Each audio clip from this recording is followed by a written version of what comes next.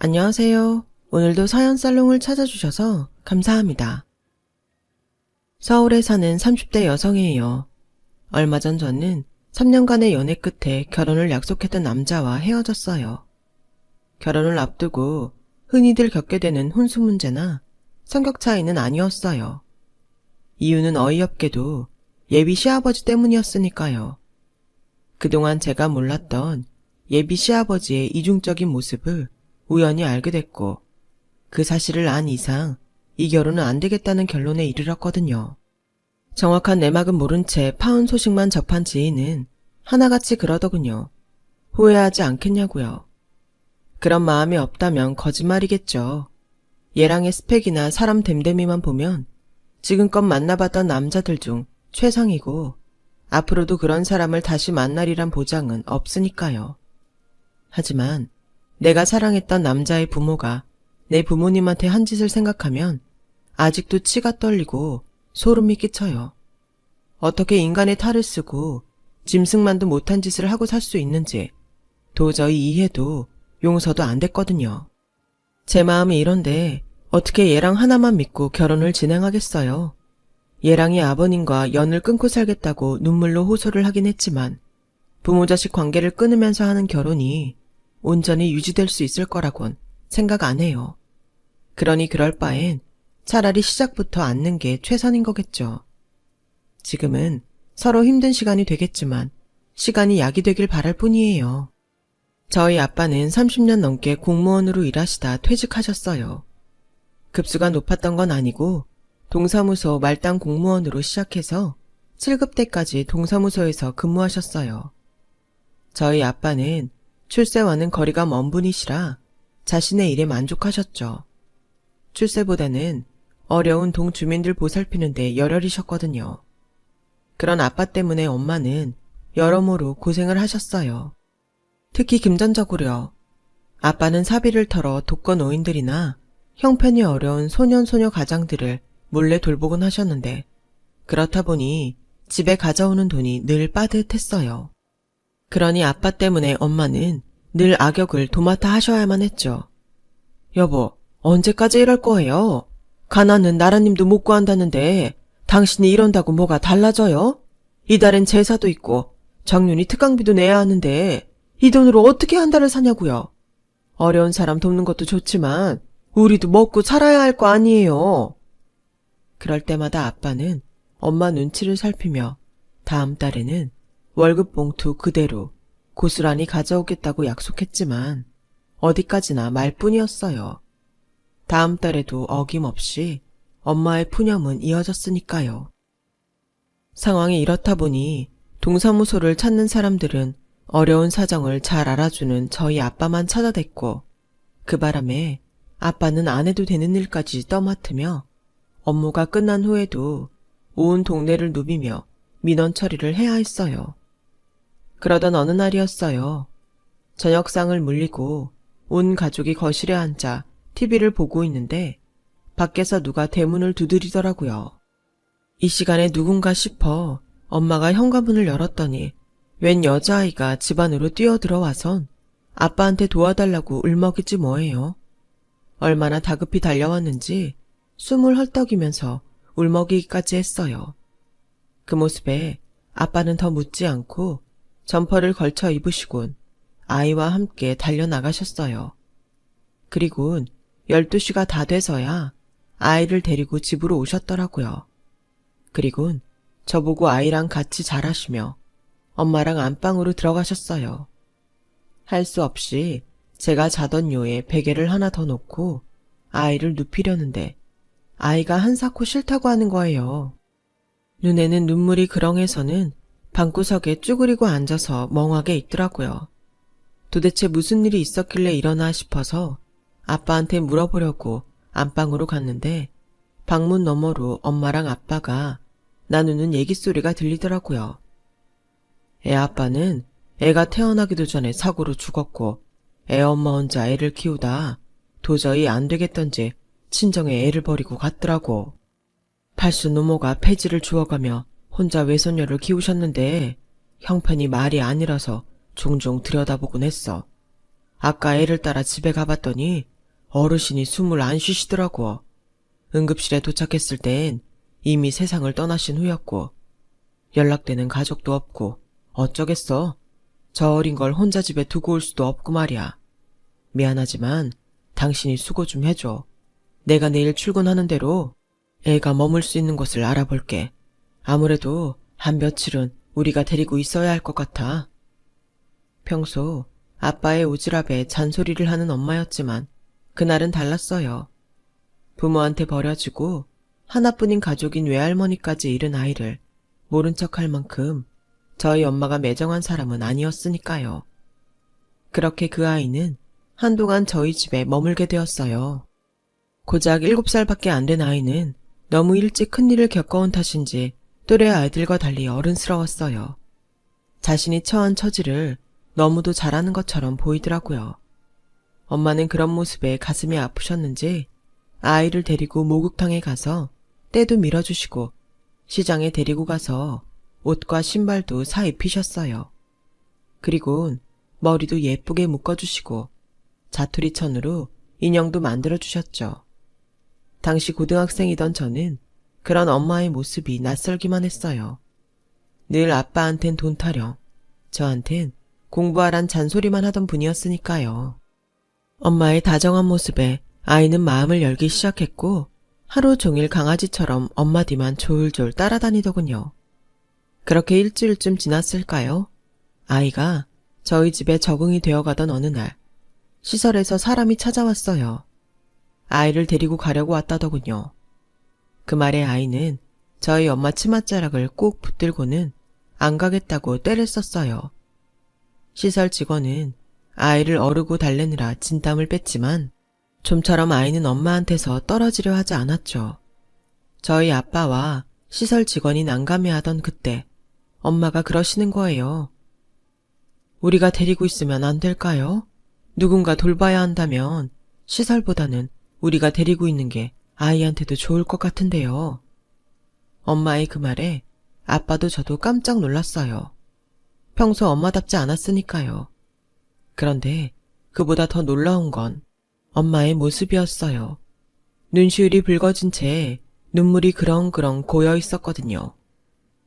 그 말씀은 입양을 하시겠다는 건가요? 아니면 가정 위탁을 하시겠다는 건가요? 어느 쪽인지 확실히 해주셔야 저희도 일 처리하는 게 수월하거든요. 그러자 엄마는 처분을 기다리는 사람처럼 물끄러미 아빠를 쳐다봤어요. 아빠는 시설 직원한테 며칠만 시간을 달라고 부탁을 하곤 돌려보냈어요. 그리고 그날 아이가 TV에 빠져 있는 사이 저희 세 식구는 안방에 모여 가족 회의를 했어요. 앞으로 아이를 어떻게 할 것인가에 대한 거였죠. 그 사이 아이한테 정이 많이 든 엄마는 입양 쪽에 힘을 실었고 반면 아빠는 입양 문제는 조금 더 신중하게 생각해야 한다는 쪽이었어요. 저는 어느 쪽이 됐든 앞으로 나는 아이와 방을 함께 써야 한다는 사실에 낙담할 뿐이었고요. 이틀에 걸친 가족회의 끝에 결국 부모님은 입양을 하기로 결정했어요. 그렇게 된 데에는 엄마의 상처가 한몫했던 것 같아요. 저희 엄마는 일찍 부모님을 여의고 친척집을 전전하며 자라셨거든요. 남의 집살이를 하면서 누구보다 부모 없는 서름을 잘 알고 계셨기에 아이를 떨쳐내기 힘드셨던 거죠. 아빠도 엄마의 그런 상처를 알기에 엄마의 뜻을 따라주셨던 거예요. 그렇게 저는 생각지도 않게 9살 어린 여동생을 갖게 되었어요.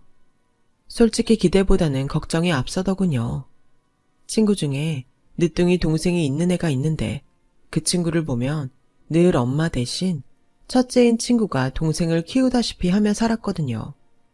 평일이고 주말이고 할 거 없이 동생 뒤치다꺼리를 하느라 친구들과 놀 시간도 없었어요. 제가 그 꼴이 될까봐 지레 겁부터 났어요. 이런 제 마음과 달리 부모님은 입양을 결정하신 이후로는 다른 걱정 없이 어린 딸의 애교에 빠져 사시는 것 같았어요. 잔소리가 많던 엄마는 상냥하게 변했고 퇴근한 지 한참이 지나서야 지친 몸으로 집에 오시던 아빠도 칼퇴근을 할 정도였거든요. 거기다 두 분 다 저보다 더 활기차 보이시고 미소가 끊이지 않았어요. 얼떨결에 생긴 늦둥이에 제2의 신혼을 맞으신 것처럼요. 사춘기를 넘어서 무뚝뚝해진 고등학생 딸만 키우다가 다시금 육아의 기쁨을 느끼니 그렇게 된 것 같았어요.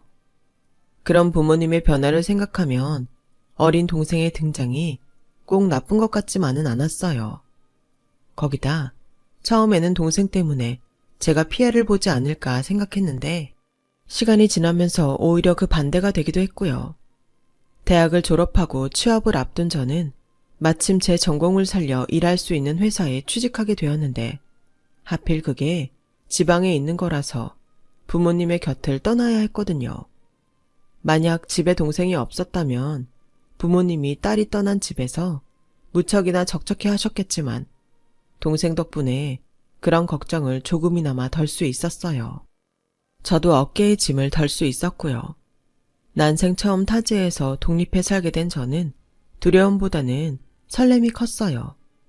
동생이 집에 들어온 이후로 줄곧 동생과 한 방을 쓰다가 혼자 온전히 내 방을 쓰게 되니 그렇게 좋을 수가 없었거든요. 커튼도 내 마음대로 정할 수 있고 방 인테리어도 제 취향에 맞게 꾸밀 수 있었으니까요.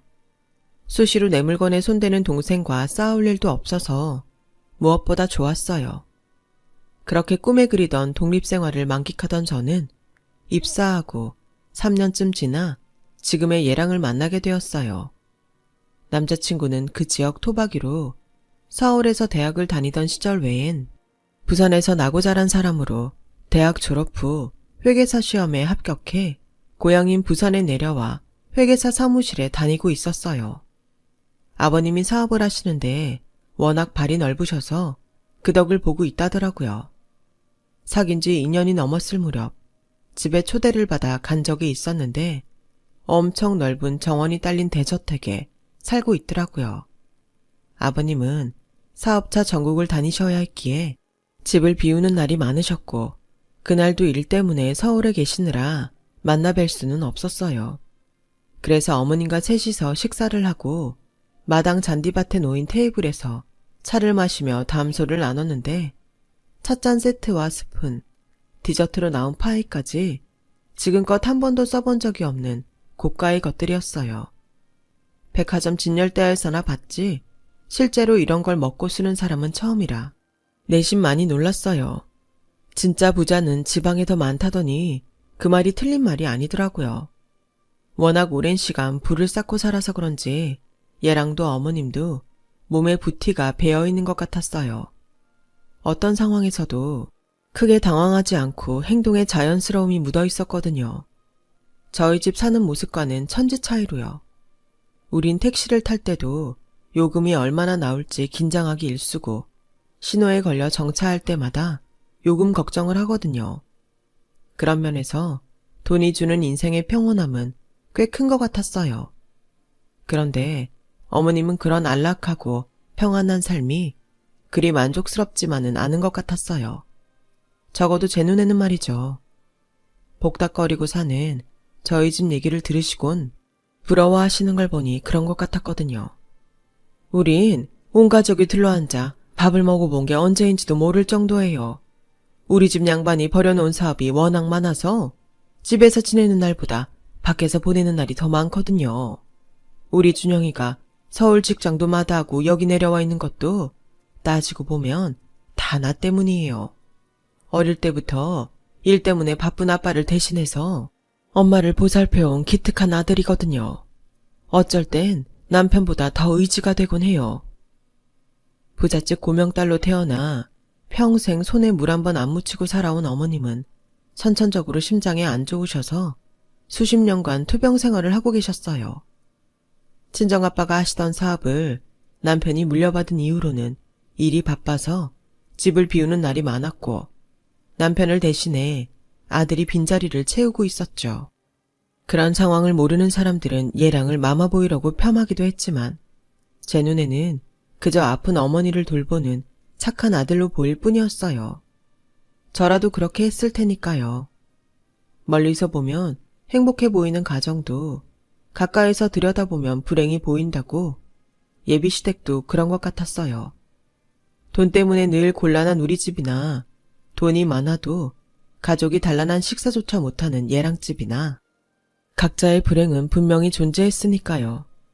당시 저희 집은 몇 년 전부터 아빠의 퇴직금에 약간의 대출금을 합해 집 근처에서 치킨집을 하고 있었어요. 환갑이 넘은 아빠와 엄마가 치킨집을 하게 된 건 제 동생 때문이었어요. 동생이 대학을 졸업할 때까지는 돈을 버셔야 했거든요. 그래서 주변 분들한테 조언을 구해서 치킨집을 차리게 된 거였죠. 하지만 막상 가게를 차리려니 말처럼 쉬운 게 하나도 없었어요. 본사에서 닭을 받아서 정해진 양의 기름에 닭만 튀기면 되는 줄 알았는데 그게 아니더라고요. 더군다나 평생 동사무소 생활만 하던 아빠와 집에서 가정주부로만 30년 가까이 살아온 엄마한테 창업은 갓난 아이가 처음 발걸음을 시작하는 것처럼 더디고 힘들었어요. 하루하루가 고난의 연속이었죠. 하지만 땀은 배신하지 않는다고 각고의 노력 끝에 부모님은 치킨집 운영을 능숙하게 하게 되셨고 그동안 아빠가 베풀어온 인정 덕분에 단골 고객도 꽤 늘었어요. 부모님의 치킨집은 동네 사랑방처럼 사람들로 북적였고 인근 아파트에서 배달 주문도 많아서 아빠가 직접 배달에 나서는 날도 많았어요. 앱을 통한 주문은 라이더를 부르지만 전화 주문을 하는 단골 손님한테는 아빠가 직접 배달을 하셨거든요. 그날도 근처 아파트에서 단골 주문이 들어와서 아빠가 배달을 나가셨는데 하필 거기서 문제의 장면을 목격하신 거예요. 한 아파트 주민이 주차를 엉망으로 해놔서 경비원이 차 좀 빼달라고 하자 갑자기 경비원 멱살을 잡고 욕설을 퍼붓고 있었던 거예요. 그걸 본 아빠는 달려들어 두 사람을 떨어뜨려 놓았고 그 와중에 아파트 주민이 휘두른 주먹에 얼굴을 맞고 바닥에 넘어지셨어요. 그런데도 미안하다는 말을커녕 오히려 큰 소리를 치며 따지더래요. 니 깎게 뭔데 내 일에 끼어들어서 참견이야, 이 거지 같은 새끼야. 치킨 배달을 왔으면 배달이나 하고 조용히 사라질 일이지. 어디서 건방지게 내 일에 갠세이냐고. 너 어디 치킨이야? 내가 앞으로 내 나와버리에 배달 못 오게 해줘? 나이살 처먹은 새끼가 치킨 배달이나 하고 사는 걸 창피한 줄 알아야지. 내가 누군 줄 알고 까불어. 너나 경비 새끼나 조선시대로 치면 천한 장사치에 종론밖에 더 돼. 세상 좋아져서 나 같은 양반이랑 눈 맞추고 사는 거 고마운 줄이나 알아야지. 어디 하찮은 새끼들이 내 말에 토를 달고 내 몸에 손을 대? 이게 얼마짜리 옷인지 알기나 해? 에잇, 양반자를 다시 부활하든 해야지. 천박한 쌍놈들이랑 섞여 살려니 가오구겨져서 못 살겠네. 퇴! 그 말에 아빠는 참다 못해 한마디 하셨어요. 이보세요. 누가 상놈이고 누가 양반이란 겁니까? 돈 좀 있으면 양반이고 돈 없으면 상놈이다 이겁니까? 뭘 모르는 모양인데 조선시대의 대부분의 거부는 양반이 아닌 거상, 즉 상민이었습니다. 그렇게 잘난 척 하시는 분이 그것도 몰랐습니까? 그리고 바르고 좋은 우리말 두고 왜 가오, 겐세이, 나아바리 같은 일본어를 사용하십니까? 상대한테 종놈이니 상놈이니 함부로 말하는 걸 보니 그리 교양이 있는 분 같지는 않아 보이는데 돈 자랑만 하지 마시고 앞으로는 인격 수양에 힘쓰는 게 좋겠습니다.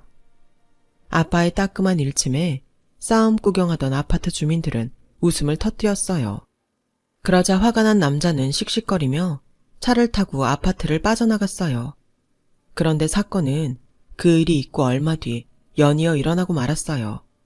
한가하던 낮 시간에 가게로 대량의 치킨 주문이 들어온 거예요. 아이가 1등을 해서 반 아이들한테 줄 거라며 반반으로 20마리를 튀겨달라고 했어요. 1시간 뒤에 가게로 와서 치킨 찾아가면서 계산하겠다고요. 안 그래도 한가하던 시간이라 엄마랑 아빠는 신이 나서 치킨을 튀겼어요. 예약 시간에 맞추려고 서두른 덕에 늦지 않게 포장까지 마치셨죠. 그런데 치킨을 찾으러 오겠다는 손님은 약속 시간이 한참 지났는데도 코빼기도 안 보이는 거예요. 엄마가 주문을 했던 번호로 전화를 했더니 웬 아이가 받더래요. 그래서 이 번호로 치킨 주문한 어른을 바꿔달라고 했더니 자기도 모른다고 끊더라는 거 있죠. 그래서 다시 전화를 했더니 그제야 웬 아저씨가 1,000원 주면서 전화 한 통만 하자길래 빌려줬다고 하더래요. 그 말에 기가 막힌 엄마는 그 아이네 집까지 찾아가 부모와 얘기를 했지만 아이의 말은 사실이었고 결국 범인은 찾을 수가 없었어요.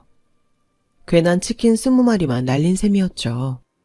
결국 그날 치킨은 동네 사람들한테 공짜로 나눠주었어요. 그런데 그 일이 있고 얼마 뒤 가게로 대량의 배달 주문이 들어온 거예요.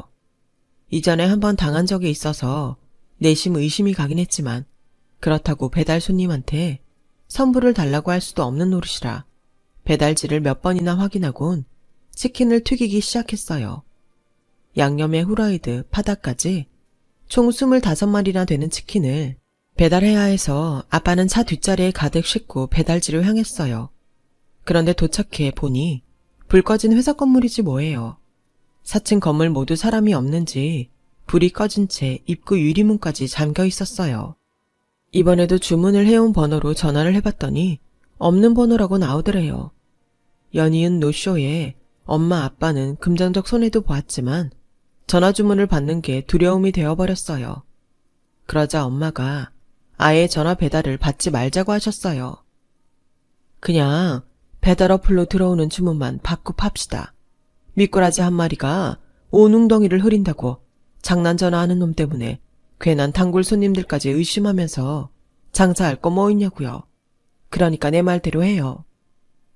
결국 엄마 말대로 부모님은 그 후 전화 주문은 받지 않았어요. 그 바람에 단골 손님들 중 연세가 있으셔서 배달 어플을 못 쓰시는 분들의 불만이 이만저만이 아니었죠. 그 모습을 본 동생은 범인 하나만 잡으면 끝날 일인데 왜 괜한 고생을 하냐면서 지 나름대로 범인 색출에 나섰어요. 먼저 아빠를 모시고 인근 파출소에 찾아가 피해를 신고했고 범인한테 휴대폰을 빌려줬다는 아이를 설득해 그 장소를 확정지었죠. 그리곤 증언에 따라 그 시각 인근 지역 CCTV를 확인해 범인의 모습은 확인할 수 있었지만 안타깝게도 카메라 각도상 얼굴이 가려져서 얼굴을 확인할 수는 없었어요. 그런데 그 순간 화면을 뚫어지게 보던 아빠가 그 사람이 올라탄 차를 보고는 기억을 떠올린 거예요. 바로 인근 아파트에 배달을 갔다가 말싸움을 한 그 남자였어요. 아빠는 당장 아파트로 달려가 경비원한테 그날 자신과 싸웠던 사람이 그 아파트 주민인지 확인했고 차량 등록은 되어 있지 않지만 일주일에 2, 3일은 오더라는 얘기를 들을 수 있었어요. 꼬리를 잡은 아빠는 마치 잠복수사를 하는 형사처럼 아파트 입구에서 뻗치기를 시작했어요. 그리곤 드디어 범인과 마주하게 되었죠. CCTV에 찍힌 사진을 들이밀며 노쇼 사건에 대해 추궁하자 남자는 오히려 무고죄로 고소하겠다고 으름장을 놓았어요. 철없는 어린애 말만 듣고 사회적 위치가 있는 자신을 사기꾼 취급한다면서요. 사람 잘못 봤어. 내가 이번 일 그냥 넘길 줄 알아? 내 회사 고문 변호사 불러서 법적 대응할 테니까 당신 소장 올 때까지 입 닥치고 기다려. 냄새나는 닭 팔아먹고 사는 주제에 어디서 감히 나한테 덤벼. 네가 뭘 모르는 모양인데 이 나라는 돈 있으면 있는 죄도 없는 게 되는 나라야. 그걸 아셔야지. 그깟 닭 팔아서 변호사 선임은 할 수 있을지 모르겠네. 딱 잡아떼며 법적 대응을 한다는 말에 아빠는 힘 한 번 못 써보고 그대로 집으로 돌아오셨어요. 사실 그때까지만 해도 저는 우리 집에 이런 일이 있었는지도 몰랐어요. 회사 일에 결혼 준비까지 하느라 너무 바빠서 부모님 댁에 한 달 넘게 가보지 못했거든요. 거기다 부모님도 제가 걱정을 할까봐 동생한테도 이 일은 절대 언니한테 알리지 말라고 신신당부하셨고요. 그렇게 시간은 흘러 제 결혼에 앞서 상견례를 하게 되었어요. 예비 시어머니 몸 상태를 고려해 저희 가족이 부산으로 내려오시겠다고 하셔서 부산에 있는 1, 2 호텔에서 상견례를 하게 되었죠. 어머님은 당신 때문에 저희 부모님이 먼 길 오시게 됐다며 죄송하다고 그 호텔에 방까지 잡아주셨어요. 오신 김에 하루 주무시고 부산 구경도 하고 올라가시라고요. 덕분에 난생 처음 1, 2 호텔에서 투숙을 하게 된 저희 가족은 들뜬 마음에 노쇼 사건은 잊을 수 있었어요. 그런데 상견례 날 일이 벌어진 거예요. 원수는 외나무 다리에서 만난다더니 노쇼 사건의 범인을 상견례장에서 만나게 됐지 뭐예요. 그날 처음 얼굴을 뵐 수 있었던 예비 시아버지가 바로 그 사건의 범인이었던 거예요. 아빠는 예비 사돈의 얼굴을 보자마자 한숨을 쉬셨고 그건 예비 시아버지도 마찬가지였어요. 오히려 자신이 더 길길이 날뛰며 화를 내곤 욕설까지 퍼부어댔죠. 이런 연병알 사돈이라는 인간이 저것들이냐? 아이고 세상에 어디 데려올 여자가 없어서 저런 거지 같은 집구석 딸내미를 데려와. 천박하게 닭 잡아 팔아먹고 사는 인간들이랑 어떻게 사돈을 맺으라고 데리고 왔냐고. 너 정신이 제대로 박힌 놈이냐? 난 저것들이랑은 절대 사돈 못한다. 아이고 우리 집이 좀 산다고 하니까 식구들까지 끌고 여기까지 내려온 모양인데 난 거지 새끼한테 동량 줄 생각 일절 없으니 좋은 말 할 때 내 눈앞에서 사라져. 별 거지 같은 것들이 열받게 하네. 당장 네 식구들 데리고 안 꺼져. 뭐요? 당신 말 다 했어? 거지 새끼? 우리가 왜 거짓입니까? 내가 언제 그쪽한테 돈을 달라고 했습니까? 밥을 달라고 했습니까? 나도 그쪽이 사돈 될 사람인 줄 알았다면 이 결혼 진작에 허락 안 했을 겁니다. 하는 말이 곧 자신의 인품이라고. 그쪽처럼 인품이 형편없는 사람은 나도 사돈하기 싫다고요. 거기다 지 마음에 안 든다고 뒤에서 남의 영업장에 장난 전화해서 손에 입히는 인간이랑은 더더욱 엮이고 싶지 않다고요. 자식들 앞이라 더는 말 안 하겠으니 그쪽도 그만하는 게 좋을 겁니다. 웃기고 자빠졌네. 뭔 말을 안 해? 네가? 왜? 할 말 있으면 다 해보라고. 어차피 거지 같은 집구석이랑은 다시 볼 일도 없으니까. 왜? 말하라니까. 입이 안 떨어지냐? 그때 예비 시아버지는 저희 아빠의 충고대로 입을 닫았어야 했어요. 아니, 적어도 저희 아빠를 자극하지는 말았어야 했던 거죠. 그래, 그렇게 원하니 내 말하리다. 그쪽이 휴대폰 빌려줬다는 애가 땡땡 아파트 1703호에 사는 애 맞죠? 처음엔 그 애 엄마도 그렇고 당신이랑 모르고 사는 사이라고 딱 잡아떼서 몰랐는데 아랫집 아줌마가 그럽디다. 그 애가 그 집 여자랑 댁 사이에서 난 자식이라고. 층간소음 문제로 그쪽이랑 몇 번이나 얼굴 붉히고 싸워서 그런가 댁내 집안 사정에 대해 훤히 꿰고 있습디다. 본처 죽으면 혼인신고한다고 벼르고 있다고 하던데 그 사실을 부인께서도 알고 계시는지 궁금하네요. 참, 그리고 이거 하나만은 똑똑히 알아뒀으면 합니다. 소송은 그쪽이 아니라 내가 걸 겁니다. 그쪽 때문에 입은 내각의 피해 보상은 물론 떠밀려 입은 상처에 대한 치료비, 당신한테 이유 없이 들었던 막말에 대한 정신적 피해 보상까지 하나도 빠짐없이 받아낼 테니까 각오하세요. 그리고 인생 그따위로 사는 거 아닙니다. 사람이 개랑 짐승이랑 다른 이유가 뭡니까? 인격이 있기 때문입니다. 지각 있는 인격체가 되세요. 이 결혼 어차피 물 건너간 것 같으니 우리 먼저 일어나겠습니다. 여보, 갑시다. 그렇게 아빠는 가족들을 이끌고 룸을 나가셨고 그 길로 짐을 챙겨 서울로 올라왔어요. 그리고 얼마 뒤 예랑의 부모님은 이혼을 하셨어요. 정확히 말하면 예랑 아버지가 집에서 알몸으로 쫓겨나신 거였죠. 신혼 초부터 외도를 일삼았던 탓에 변호사 공증하에 각서를 썼는데 거기 내용 중 다시 외도를 할 경우 맨몸으로 집에서 나가겠다는 조항을 적었던 모양이에요. 한치 앞도 모르고 눈앞의 상황만 가리려고 했다가 결국 제 발에 제가 넘어진 꼴이 되었죠. 어차피 회사도 얘랑 어머니 친정 재산인데다 소유권도 얘랑 어머니가 가지고 있어서 재산 정리는 딱히 할 게 없었다고 하더군요. 문제는 저희 결혼이었어요. 얘랑은 아버지와 연을 끊고 살 거라며 저희 부모님께 결혼만큼은 허락해달라고 부탁했지만 저희 부모님은 거절을 하셨어요. 우리와 인연은 여기까지만 좋은 사람 만나서 행복한 가정 꾸리길 바란다는 말씀을 하셨어요. 저는 다니던 회사를 그만두고 서울로 올라와 이직을 앞두고 있어요. 그래서 다시 동생과 한 방을 쓰게 됐죠. 동생은 모처럼 자기 방이 생겼다고 좋아했는데 또다시 같이 쓰게 되자 텃세를 부리더라고요. 그렇게 우리 자매는 여느 자매들처럼 싸움도 하고 때론 친구처럼 고민을 나누면서 지내고 있어요. 어쩌면 지금 이 순간이 돈으로도 바꿀 수 없는 행복한 순간일지 모른다는 생각을 하면서요. 그럼 비록 돈은 없지만 사람 냄새 나는 우리 집 사연을 마칩니다. 지금까지 제 사연을 들어주셔서 감사합니다. 사랑하는 가족과 건강하고 행복하세요. 여러분, 사연 댓글에 응원과 현명한 조언 부탁드려요. 좋아요와 구독은 저에게 큰 힘이 됩니다. 오늘도 좋은 일 가득하세요.